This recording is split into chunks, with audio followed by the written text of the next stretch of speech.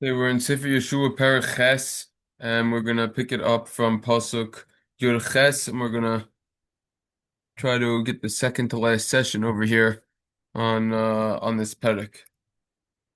Okay, really delved into this Pasuk last time a lot, but we are now gonna just do it again just to get the flow. Yud Ches, Vayomer Hashem al Yehoshua. So Hashem tells Yehoshua over here, Nateh Bakidon. You should basically stretch out your spear, reach out with your spear that you have in your hand, asher bi'yadecha that's in your hand. El ha'ai, to I. Why? Ki bi'yadecha etenena. Because I'm going to give the city of Ai in your hands.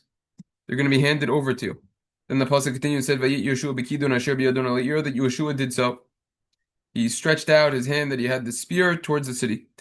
V'ha'oirev kam mehera, and the ambush party, they got up quickly, mimakaimo, from their spot, v'yarutzu, and they ran, kinetois yodo v'yavo hayir v'yil kaduha, and they ran when Yehoshua was stretching out his hand with the spear, and they came to the city and they conquered it. V'yamaharu v'yatzitu esayir ba'esh, and they were quick and they set the entire city on fire. Straightforward, nothing else to add over here. Vayifnu anshi haya acharayim v'yiru v'hine Allah. Oshon hayir hashamayim Allah haya bahem yadayim lanus hine v'hine.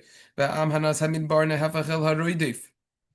And so the people of Ai, they turned after them and they saw there was smoke from the city that was going up towards the skies.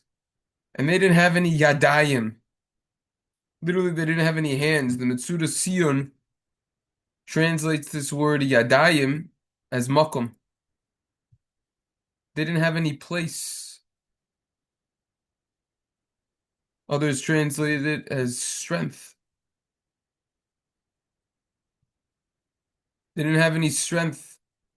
They didn't have any place to run here or there. There was nowhere to go. And the nation that fled towards the desert, they turned around towards their pursuer. There's the person who's running after them. The people of Ai, the Jews, they turned around. It was like a sandwich. And they got him right in the middle.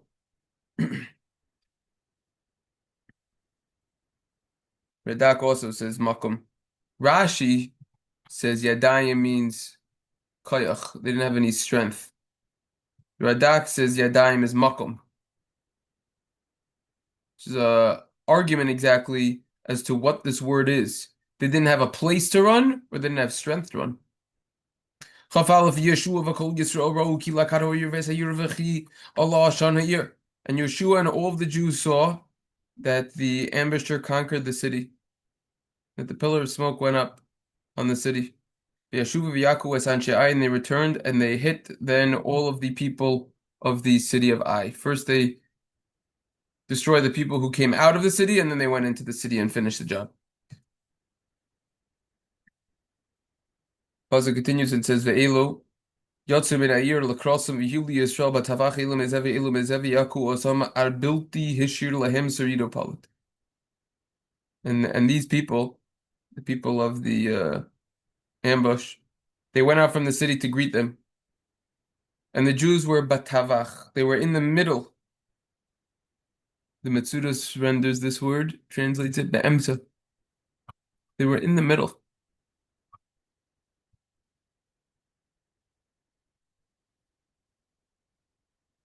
From one side and another side. They were on different sides. They akosam and they hit them ad bilti hishur lahem until nothing remained. Sarid upalit, not even a remnant. They hit them until not even a remnant remained. Yep. Okay, so that is Chav Beis, excuse me. The Metzudas David explains that Elu's referring to Anshe Ha-Oiriv, the people who were ambushing over there.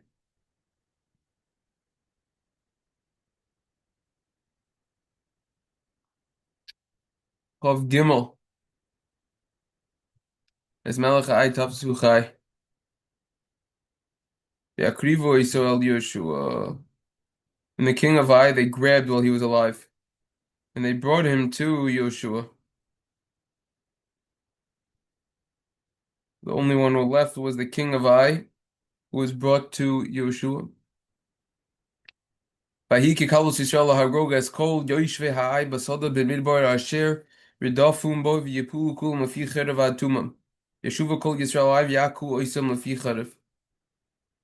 And it was when it was completed, and the Jews completed killing all of the inhabitants of Ai in the field and in the desert. Right. Um, Midbar Asher Ridafum in the desert where they chased them, Bo, Yiplu Kulam, and all of them fell Lefi Cherev by the sword, Ad Tumam, until they were completely destroyed, annihilated. Yeshuva Kol Yisrael Ai, the Jews returned to Ai, Vayaku Isa Lefi Cherev. Then they went back to Ai and they killed everyone with the sword. Vayhi Kol Anoifim Biyomahu, the people who fell on that day who died, Mi'ish V'Arisha, from man until woman, Shnayim Asar Elef Kol Anshia Ai. There were 12,000 people, all of the people of the city of Ai. They were all killed. So they returned afterwards. Per Chavdalad said, Pasuk Chavdalad said to the city. So why did they go back to the city to kill the people in the city?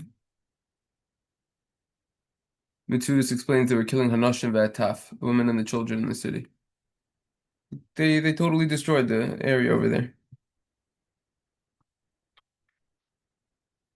Mitsudis translates the word Sarid Shior V'Sheiris, or remain remnant. Gamuin and Sheiris, also Palit means a remainder, remnant.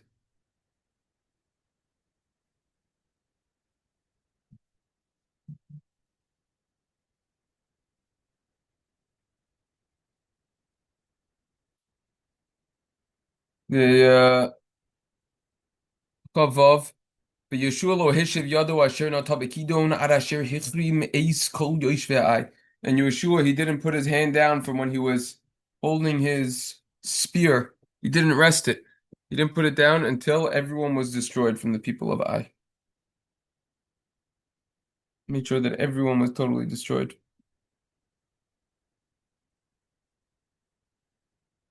The Be'er Moshe explains this is a nace. This is a miraculous event over here.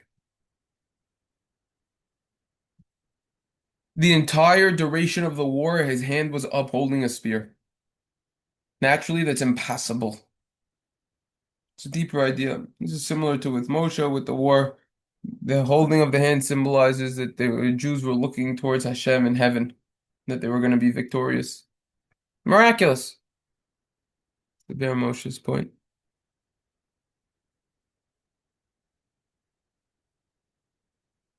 Inspired the people's faith and to pray.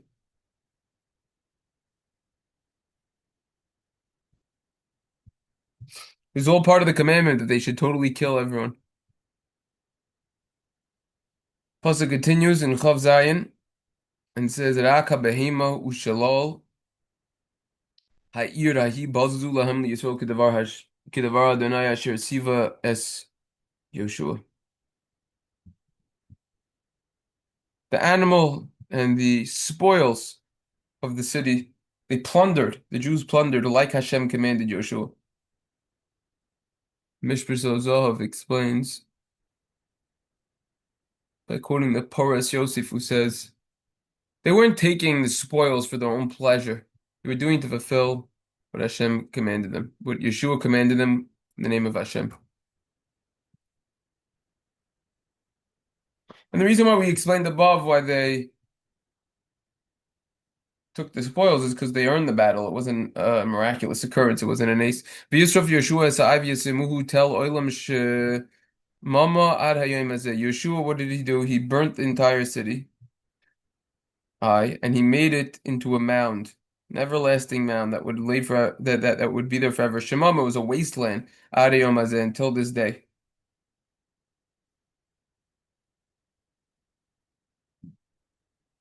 And the Mitsuda Sion over here says this is an exaggeration.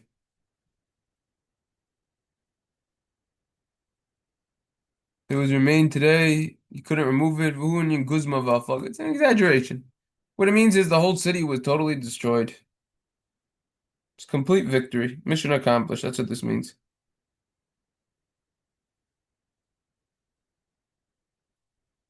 Next pasuk with this one, Ve'es melech ha'ai tola alai. It's the king of Ai. Yehoshua hung on a tree. Ade sa'erev, until the nighttime. It's going to be significant in that. We'll discuss that in a moment. Ukeboy Hashem eshivi Yehoshua v'ridu etnu also min ha'itz. And when the sun came down, when it came, meaning sunset, Yeshua commanded to take the carcass down from the tree. V'ashlichuhu.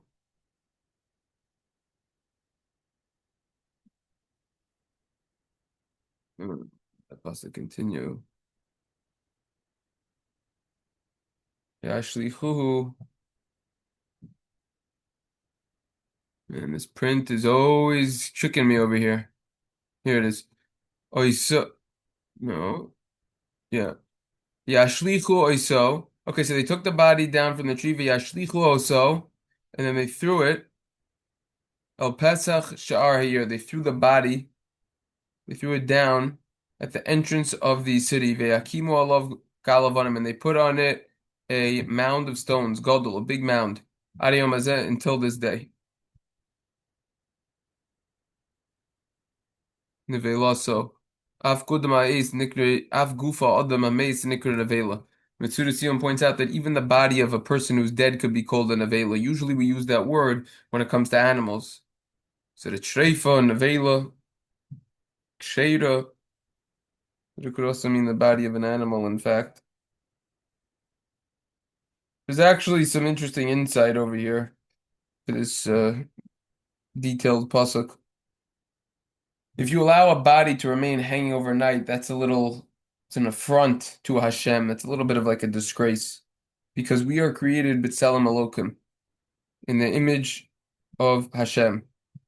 And this applies even to a wicked criminal, even someone who's liable to die in the death penalty.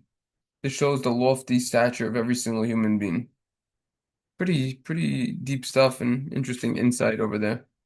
But yeah. So that's this pasuk. That's these psukim over here. So next time we will try to wrap up this parak and keep moving.